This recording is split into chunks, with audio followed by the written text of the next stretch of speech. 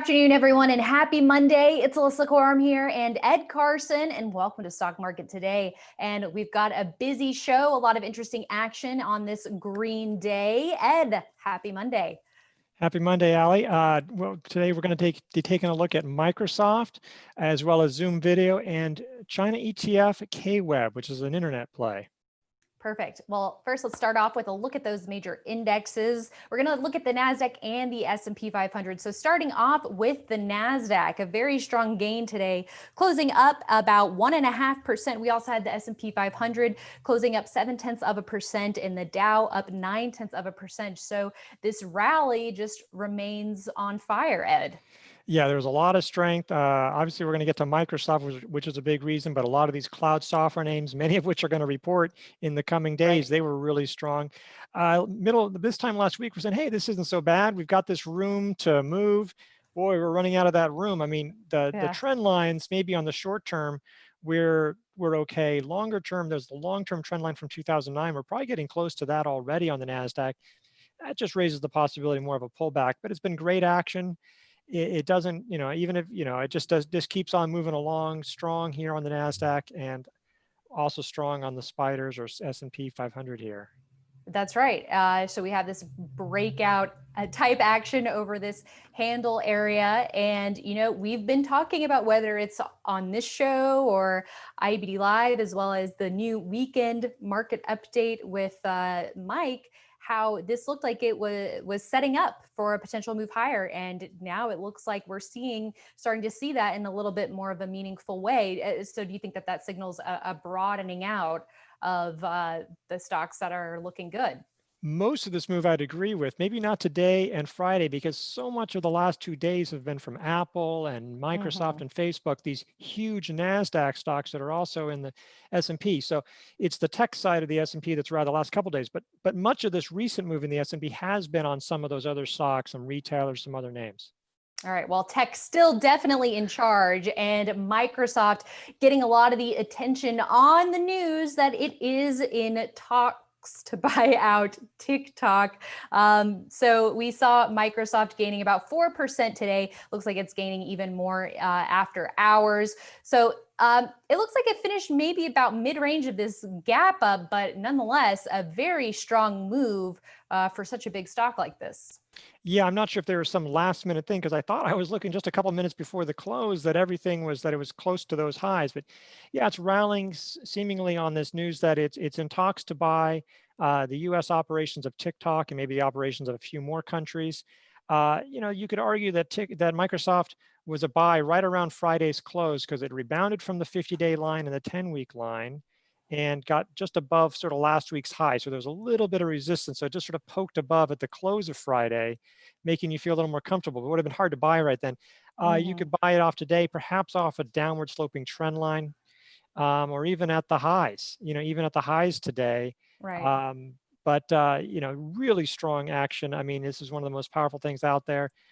We saw Snap fall 6% because no boy, they were hoping maybe the TikTok would just be banned.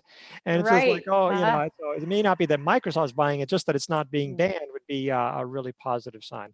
Yeah, and I stand corrected. It looks like it did finish up about 5.6%, so a lot stronger than what we're showing right here, Ed. And you make some good points, because we talked about this multiple times last week when it was touching that 10-week line, and this is one of our long-term leaders. So high quality stock that's proven that it can grow steadily over the long term. So we'll continue to keep tabs on that. And elsewhere, Ed, you mentioned the strength in those enterprise software names, and we certainly saw that today with Zoom Video, a gain of its own of over 5%, also crossing a downward sloping trend line after a trip near this 50-day or 10-week moving average. Some nice support there. Yeah, and this was our stock of the day. It sort of rebounded. So basically, you could have bought it almost at the open here when it crossed that trend line, and it did hit the 10-week line last week, so it could have been bought there as well. So we'll see if it's consolidating now. If it has a couple more weeks, if it stays in that range, you would have another base. That'd be nice. This is It's just sort of like the first trip to the 50-day line since maybe a little consolidation a few months ago. It depends on where you look at it Yeah. over time, but it's been a while. And so it's positive action here. There's a lot of that. I mean, a lot of the cloud software, that little mini double bottom pattern. I mean, because that's basically what the NASDAQ did. We looked at the NASDAQ a Right. little while ago, and while there might be little differences, this is basically what the NASDAQ was doing. And so this is Mm-hmm. just, it's one of the coronavirus leaders. It's also one of those that's presumably it's going to keep a lot of those gains going forward because we're not going to stop Zooming. Presumably, maybe some more of us will be in the office, but there'll probably be some who are, just probably that work from home is going to still stick with us a little bit Mm-hmm. more.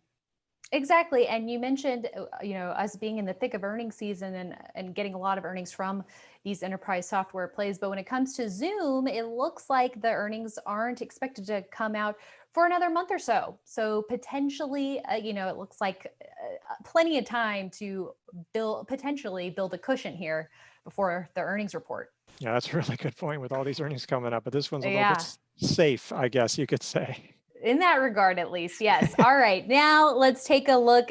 Chinese stocks are back in focus. We've seen some really hot performers out of that group.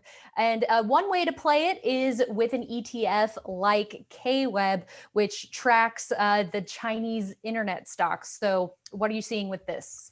Well, I mean, because there's lots of different ways to play it. Some of the higher flyers are a little less, have less institutional support, like a Pinduoduo or some other names, VIP Shop. But those are decent holdings on this index. But it also has Alibaba, it has JD.com, it has Tencent.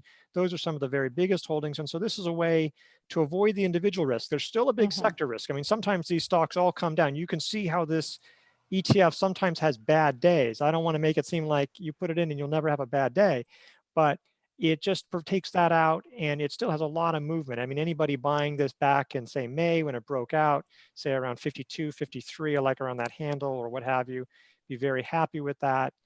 Mm-hmm. And so good performance today, and one way to play it. So definitely, especially if not that familiar. I mean, with foreign companies, you're just not familiar with the risks and what are consumer tastes. Why do people shop on Alibaba or Pinduoduo? You may know Etsy, you may know Amazon here, but it's just sort of, it's one way to do it without having to know as much.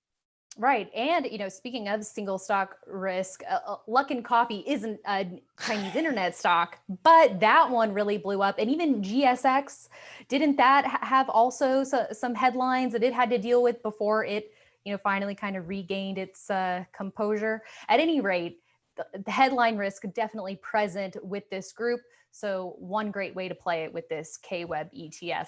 All right, everyone. Thanks so much for joining us today. And we know that the conversation will continue tomorrow morning on IBD Live. So we hope you join us there. We are talking about lots of actionable stocks, breaking down the headlines and the broad market action that you need to be prepared as an investor as we continue to, go to uncharted territory with this rally. Yeah, it's a lot of fun. It's a lot of fun charting it with all the people who are watching IBD Live. A lot of earnings tonight and tomorrow morning. So we are definitely going to be on it tomorrow. Yeah. So make sure to check that out at investors.com/IBD Live. Okay, everyone. Thanks for tuning in, and we'll see you right back here tomorrow.